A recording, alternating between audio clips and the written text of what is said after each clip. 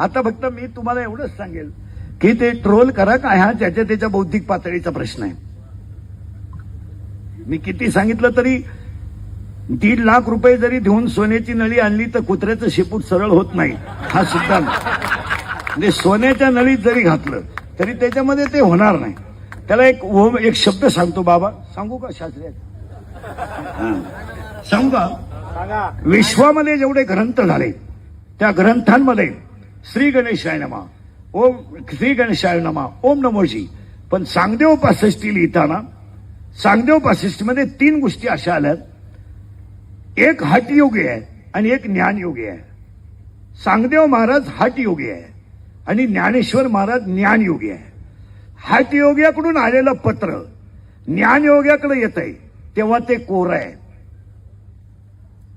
तेव्हा ते कोरं आहे. आणि ज्ञानयोग्याकडून पत्र जात आहे ती हठयोग्याला जात आहे त्यामध्ये 65 ओव्या आहेत. आणि 65 ओव्यांमध्ये 3 ओव्या अशा आहेत. ज्ञानोबरायांनी इतके सुंदर 3 शब्द वापरले. अलंकार तुम्ही कोणताही करा, अलंकार तुम्ही कोणताही करा आणि त्याला कोणताही आकार द्या, पण अलंकार सोनं सोन्याचं सोने पण सोडत नाही. कपडे तुम्ही कोणती घ्या, कापड सूत सोडत नाही. आणि गुळ तुम्ही कापा, फोडा, भुगा करा, पाण्यात भाजवा, शिजवा, गुळ त्याची गोडी सोडित नाही. तसं समाजामध्ये नास्तिक प्रवृत्तीची लोक, तुम्ही त्यांना काही करा, ते त्यांचा मूळ स्वभाव